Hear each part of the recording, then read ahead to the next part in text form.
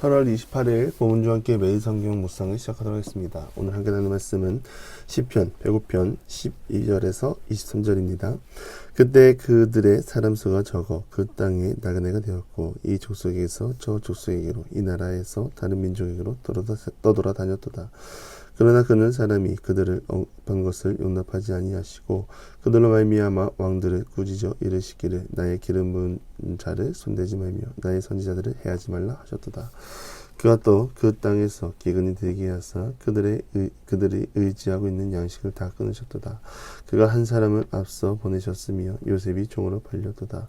그들의 발은 철골을 차고 그의 몸은 사슬에 매였으니 곧 여호와의 말씀이 응할 때까지라. 그의 말씀이 그를 단련하였도다. 왕이 사람을 보내어 그를 석방하며 뭇 백성의 통치자가 그를 자유롭게 하였도다. 그를 그의 집의 주관자로 삼아 그의 모든 소유를 관리하게 하고 그의 뜻대로 모든 신하를 다스리며 그의 지혜로 장로들을 교훈하게 하였도다. 이에 이스라엘이 애굽에 들어가며 야곱이 함의 땅에 나그네가 되었도다. 아멘. 우리가 낯선 곳, 특히나 친척집이나 동료 집에 가면 흔히 하는 말들이 있습니다. 내 집이 제일 편하다. 사실 나그네가 되는 것보다는 주인이 되고 누군가를 초대하고 누군가를 편하게 해주려고 노력하는 편이 낫죠. 오늘 본문에는 이스라엘 백성들이 애굽에 들어가 살았던 그때를 말합니다. 말하기를 사람 수가 적고 그 땅에 나그네가 되었다라고 합니다.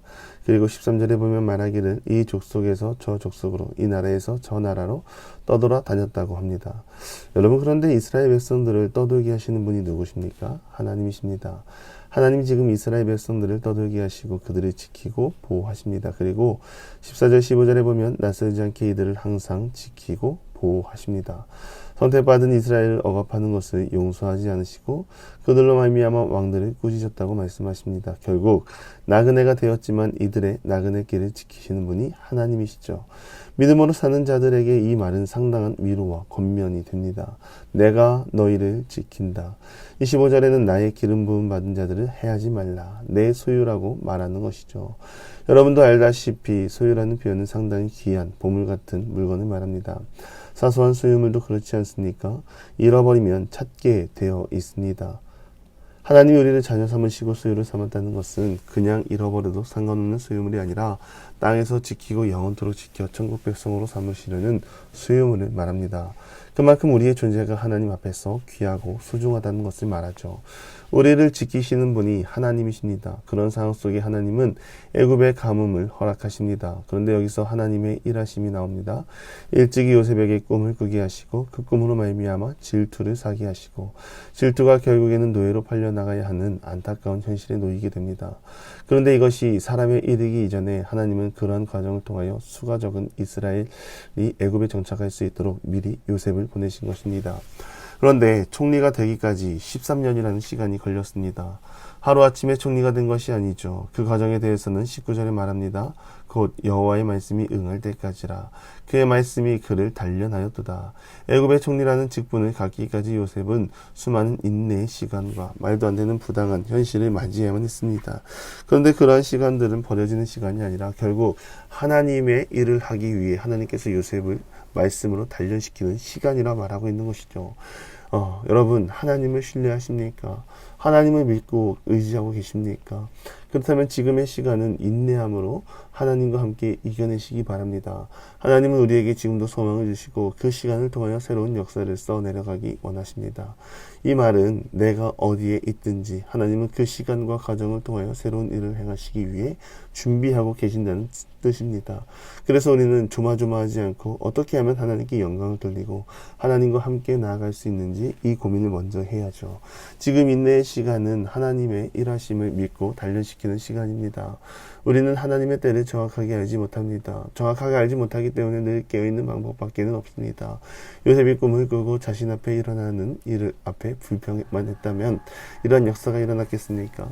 보디반 장군의 집에 갔을 때, 억울한 누명을 썼을 때, 감옥에 갇혔을 때 그는 혼자가 아니라 늘 하나님이 함께 하셨고 그의 손으로 하는 모든 일을 형통하게 하셨습니다.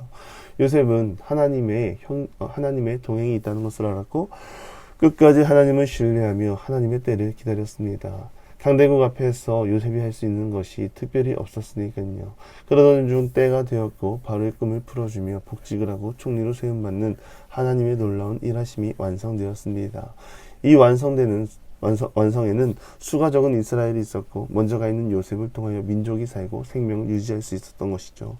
나그네이지만 나그네가 아니라 결국 작은 민족을 주인과 같이 대우해주고 많은 복을 누리게 했습니다. 여러분, 일하시는 분이 하나님이십니다. 사람의 일은 알 수 없습니다. 알 수 없기 때문에 깨어 있어야 하고, 깨어 있음을 통하여 하나님의 구원 사역에 함께 동참해야 합니다. 우리가 드리는 기도가, 우리가 살아가는 오늘의 삶이 결국에는 하나님의 계획을 준비하는 시간이고, 이 시간을 통하여 우리는 하나님의 일하심에 동참하는 것이죠. 사람을 존귀하게 만드시는 분이 하나님이십니다. 그래서 우리는 나를 바라보고 좌절하는 것이 아닌 나를 통해 일하실 하나님을 보고 새로운 꿈과 희망을 품고 소망을 품고 나아가는 우리 모두가 되기를 간절히 바랍니다. 우리 삶의 주인은 하나님이십니다. 마음을 비우시기 바랍니다. 마음을 비우고 주도권을 하나님께 양보하시기 바랍니다. 주도권을 하나님께 맡기는 순간 우리를 향한 계획은 더 빠르게 이루어지며 확실한 결과로 나타날 것입니다. 우리의 삶이 비록 이 땅에서 나그네일지라도 사랑하는 기도의 용사 여러분, 두려워하지 않고 외로움을 느끼지 않기 바랍니다. 우리를 인도하시는 분이 하나님, 우리를 존귀하다 말씀하시는 분이 하나님, 한 치 앞도 모르는 미래를 준비하시는 분 또한 하나님이십니다.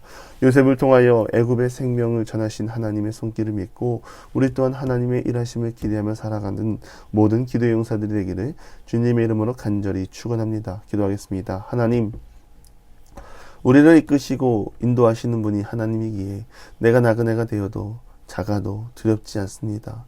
날마다 우리 삶 가운데 동행을 이루게 하시고 주님을 소망하고 주님의 일하심을 기대하며 나가는 믿음의 사람들이 다 되게 하여 주옵소서. 예수님의 이름으로 기도드리며 이제는 우리 구주 예수 그리스도의 은혜와 하나님의 극진하신 사랑하심과 성령의 감화감동 교통하심이 나그네 인생일지라도 인도하신 하나님을 날마다 붙잡고 소망하며 나아가기를 소망하는 사랑하는 부모님과 함께 모든 기도의 용사 위에 이제로부터 영원토록 함께 하시기를 간절히 축원하옵나이다. 아멘.